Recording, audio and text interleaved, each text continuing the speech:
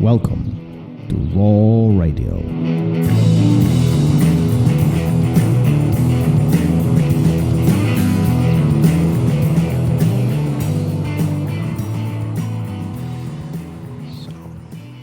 Hey, Gary, and we are live. Live? Uh-oh. I thought we How were are never you? going to really do this for real. I'm fantastic. How are you? I'm doing good. So, how is your Sunday going? My Sunday's going pretty good so far. A lot better than I think a lot of other people. So I've got nothing to complain about as far as my life is going right now. And you? I'm doing good. I'm doing good. This is interesting. I never thought this episode 1 would ever occur, and yet we are here. Here we are. Fancy. Yeah. So, what are we doing? What are we doing as far as a podcast or as far as today's podcast? Yeah, well, both, I guess. I mean, why are we here? Why are we here? That's the $1,000,000 question, right? Yeah. Well, I'm here basically because I want to learn about, the true life stories of the people that I think that we're shooting for as guests. And what I mean by that is what makes them tick. We've had a couple conversations about this, and I want to know what they've gone through more so than what their routine is, if that makes sense. There's a million people out there talking about all the drills they do and what their workouts are like. And, I don't mind touching on that type of stuff, but I really want to know why they do what they do and what brought them to the point that they're at now. I agree 100%. There's always interesting stories, interesting things that people do. And sometimes what we take for granted is the opposite of what other person would see. Yeah, I think it's important. There's just doing a little bit of research on some people that we've thought about talking to. There's so much that has happened to them in the past that got them to where they are. And so many things they've overcome, struggles, right? Things that you never knew were happening because on the outside, everything looks great, right? They're competing. Their schools are doing well. They're doing professional fights. Physically, they look great. And it looks like everything's clicking on all cylinders. Then you start finding out what they've really had to do to get there. Physically, their mindset, what they've had to overcome, where it's taken them, right? Whether it's overseas or South America, or they come back to where it all started for family reasons because that's their home, even though they've gone on all these what we would think are pretty epic journeys. They're back, and I want to know the reasons why. Yeah, I think that's what's interesting about majority of the jiu-jitsu people particularly, but I think the goal here is not only to talk about jiu-jitsu stuff, but even talk about some other people who are not jiu-jitsu related, that we can translate some of those experiences into a jiu-jitsu lifestyle, if you will. But I think what's interesting is that everybody has a story, and even if they think that a story is irrelevant, all often that story in eyes of somebody else could really mean significant things, and it could be a point of inspiration, motivation, and even a point of reference, if you will, how things could unfold and some of the obstacles of life that we see and how we can overcome them. Yeah, I think as far as like the obstacle aspect, everybody who's not part of jiu-jitsu in any way, the people who have those same problems, right? Whether it is physical, whether it's mental, whether it's family, work, right? How many of these people have day jobs that, and they've got to deal with all these things, and they've always had to. And I want to know more about that and how they do it, and those are the stories to me that keep me engaged, and I want to be a part of those stories. I want to hear them. This week I was listening to Henzo Gracie podcast, and is he part of jiu-jitsu? Yeah, kind of. He's kind of a big deal. Yeah. But I was listening to a podcast that he was guest on, and he made an interesting analogy that jiu-jitsu is like life. You continuously have to troubleshoot. You continuously have to overcome puzzles or resolve puzzles, overcome obstacles, And it seems like once you're done with one, another one comes up. And it's not that your life is difficult; it's just part of life.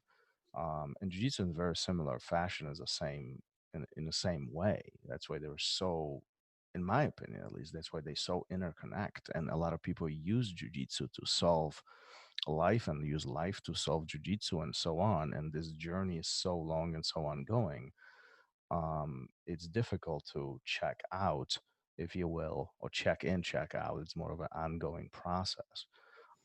And I think that's what makes these stories so interesting and so intriguing as you learn some of these guys who are maybe well accomplished competitors or outstanding world known instructors. They're just average people. They're just average guys, and those stories are just amazing. Yeah, what you said about how the mat on the mat relates to off the mat. Um, I've only been doing this for almost 3 years now, Yeah, that's like me. and right, yeah, and yeah, I think our trajectories are probably on the same point, right? And but in that short period of time, how it's changed my life, physically, mentally, my family life, how I interact with my kids. And in no way, has it made me perfect in any of those things, especially on the mat. No, it didn't. Yeah. I think there's going to be an ongoing theme here of how my jujitsu is garbage, but I'm okay with that. Um, but, it's definitely made me better as a person, um, because of the problem solving skills, right? I'm not going to rage my way out of something on the mat. It's just not going to happen for me, right? I don't have the strength. I'm not going to, you can't talk your way out of anything, right? You've got to figure it out. And I think that translates for me, um, taking that breath, taking that moment. How do I make this situation, whether it's with my wife or with my kids or with my boss, who, if you know anything about that guy, he's a tyrant. I heard he's pretty cool. Yeah. And I don't know who told you those stories. We'll figure all that out in time. Now I lost track trying to be funny, but it makes me a better person, and I think that it makes most people who take it seriously a better person as well.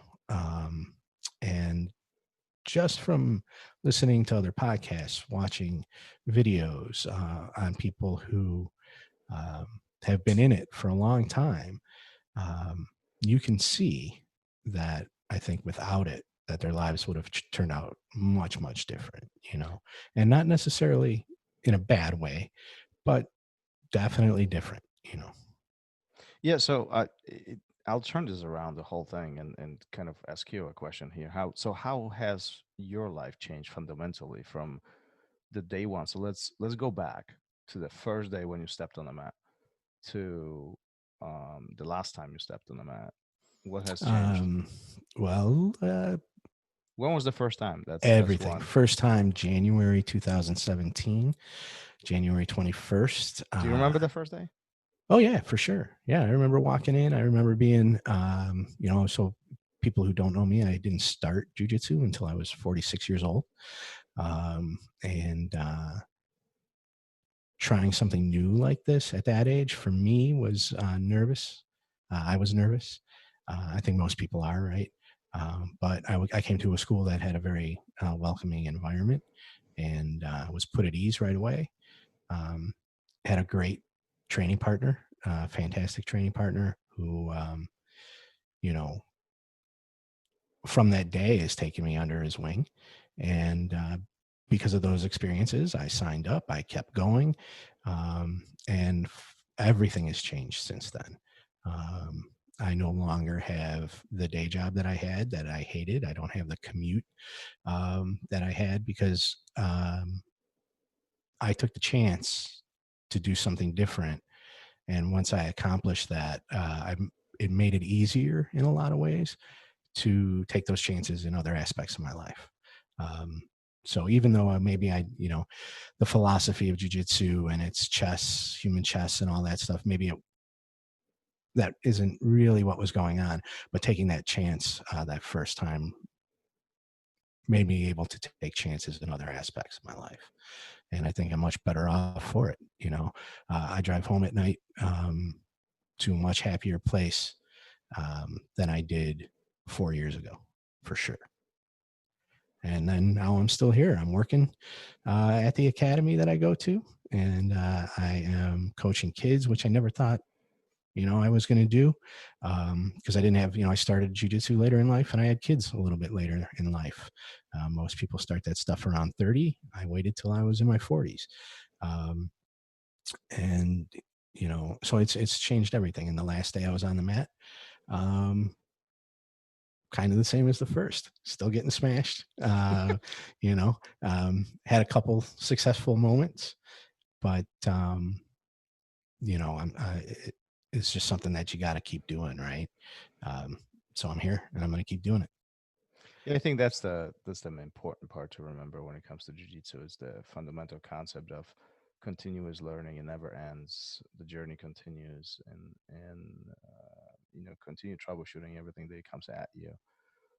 Giving up is not an option. I often say that I was simply too stupid to quit, and I'm still around. But there's something behind that, right? That stubbornness, that drive, that continuous push forward. That really what drives a lot of people to accomplish a lot of great things in life. And even, I mean, I'm not even referring to jiu-jitsu or achieving belts or gold medals. I'm just talking about in life. Whether you're a doctor or a police officer or business owner or entrepreneur, developer, whatever the case is, without that drive and continuous push forward, things probably will not get where you want them to be.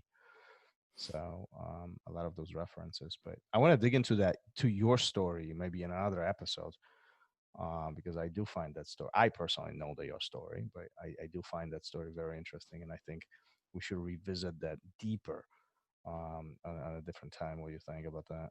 Yeah, well, I don't know how interesting other people will find it. Hopefully they will. I think that people that have, are in similar circumstances of, not being happy with what they're doing, and you get in a rut. As hard as that life is, of being unhappy with what you do and your life choices, and um, as far as work is concerned, um, for me, it's hard to get out of. It's and as hard as it is, it's almost easier to be sedentary and keep going in those ways, right? Because it's scary to make a difference, or to make a difference in your own life. It's scary to make big changes.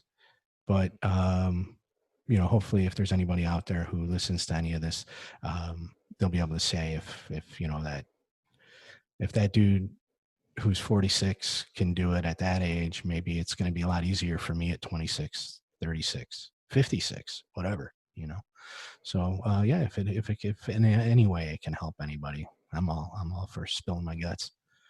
And I think you touched on something again, something interesting, that it's the fear of new, fear of unknown, right? And one of the things that I personally try to present in our instructor program at ROL Academy is it's the three components that people always they don't want them to happen to. They don't want those to happen to them when they walk into the academy for the first time. Remember those? Get Yeah, I hurt, do. get embarrassed, and be wrong, right? Right. And it's unfortunate. All of them surround with a common theme of fear, fear of obviously physical damage, mental damage, right? And then fear of just somebody tell them they screwed up, they are no good, they cannot do something right. So avoiding those now, and it will happen. That trick is this, right? That it will happen to everybody, especially on the mat. Yeah. All those three things at some point they will happen. Hopefully we can avoid those on the beginning, especially in the very first class. But closer we get to avoiding them, then odds of those people stepping and starting and continuing, it's pretty high. So um, Yeah, I think if they can get through those early days without any of those things happening, um, it's a lot easier to continue. And then it's a lot easier to, all those things we talked about just a few minutes ago. it's easier to bring those into the other aspects of your life, right? What you take off the mat home with you, um, and start making fundamental changes in your day to day. So, For sure. All right, so let's switch gears. Who do you want to see or hear on the show? ooh, man, I don't know. I've been giving a lot of thought. I know we have a couple guests lined up already, and for me, those huge Gracie names are always super important. The Donahers of the world, all those guys. I'm a personal fan of Bernardo, and anybody like that. But also, I think the people that jujitsu isn't their career, but it's a huge part of their life. I want to hear from those types of people too. You? Y- you already know I can talk to anybody. Yeah. Well, who do you want to talk to? Not how's the conversation going to go? I look at this as main reason why I wanted to be involved in this project is to allow people to hear the untold stories and the stories that we don't normally talk about. So it's not necessarily, I won a gold medal, but how did you feel before winning the gold medal? What had to happen before that took place?